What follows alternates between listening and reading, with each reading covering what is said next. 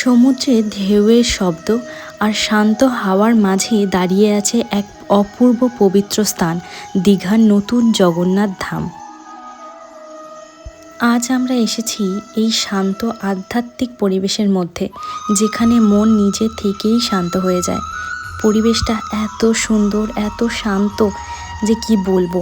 আর সন্ধেবেলা যাওয়ার কারণে এত লাইট, এত আলো ঝলমলে। অনেকক্ষণ লাইনে দাঁড়িয়ে লাইন ধরে আসার পরে এই সুন্দর গেটটা দিয়ে আমরা এবার প্রবেশ করব। এই প্রবেশ পথটা খুবই সুন্দর। মন্দিরের পুরো স্থাপত্যটা অসাধারণ। পুরো পুরীর জগন্নাথ মন্দিরের আদলে তৈরি এই ধাম। এইখানে বসে সবাই অন্নভোগ প্রসাদ নেয়। এখানে নাকি 3 বেলা অন্নপ্রসাদ দেওয়া হয়। সকাল হোক বা সন্ধে, যে কোনো সময়ে এখানে এলেই ভক্তির এক আলাদা আবহ অনুভব করা যায়। ঘণ্টার ধ্বনি, মন্ত্র উচ্চারণ সব মিলিয়ে একটা পবিত্র পরিবেশ তৈরি করে।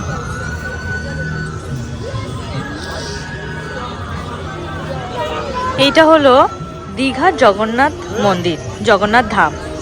কদিন আগেই তোমাদেরকে দেখিয়েছি পুরীর জগন্নাথ ধাম, আর আজকে তোমাদের সাথে আমি শেয়ার করব দীঘার জগন্নাথ ধাম। কত সুন্দর দেখো, চারিদিকটা খুবই পরিষ্কার পরিচ্ছন্ন এবং সাজানো গোছানো। আমরা সন্ধ্যাবেলা এসেছি, তাই খুবই লাইট এবং এত সুন্দর এই পরিবেশটা, যেটা হয়তো এই ভিডিওর মাধ্যমে তোমাদেরকে আমি বর্ণনাও করতে পারবো না এবং এইভাবে হয়তো বোঝানোও সম্ভব নয়।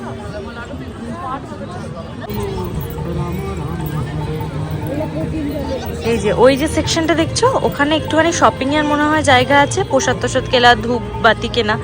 আর ওই যে গান শুনতে পাচ্ছ কি,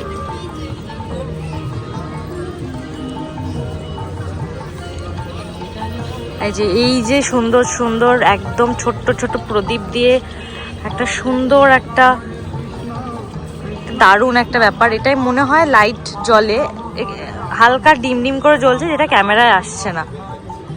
এটা হয়তো অরিজিনাল হলে আরো বেশি সুন্দর লাগতো।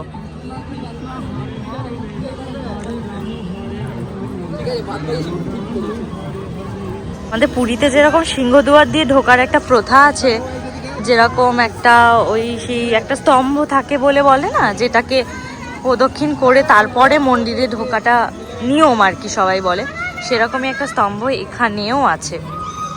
একদম পুরো অবিকল তোমার পুরীর জগন্নাথ ধাম।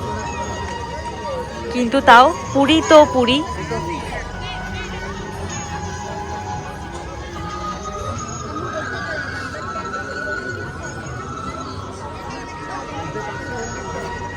ঢোকার গ্রেট, আর তার ঠিক উল্টো দিকে যে রাস্তাটা মাঠের মাঝখান দিয়ে চলে গেছে, আর ওই যে দেখতে পাচ্ছ একদম ওই সামনে, ওইটা হচ্ছে জগন্নাথ মন্দিরে পুজো দেওয়ার ডালার কেনা জায়গা।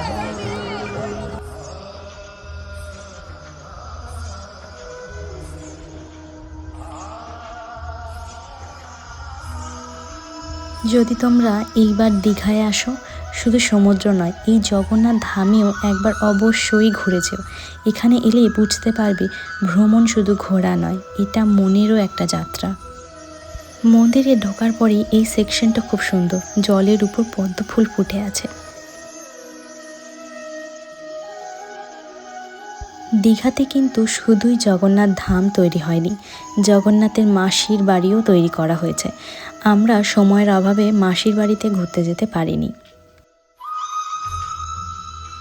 মন্দিরের এই বিশাল গঠন, সূক্ষ্ম কারুকার্য, আর তার ভিতরে বিরাজমান ভগবান জগন্নাথ, বলরাম ও সুভদ্রা, সব কিছু মিলিয়ে যেন এক স্বর্গীয় অনুভূতি তৈরি করে।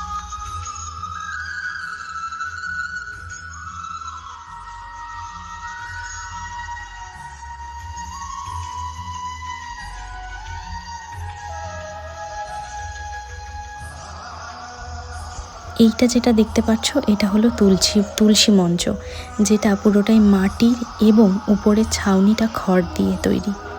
আমাদের এই ছোট্ট যাত্রা এখানেই শেষ নয়, সামনে আরও অনেক সুন্দর মুহূর্ত অপেক্ষা করছে।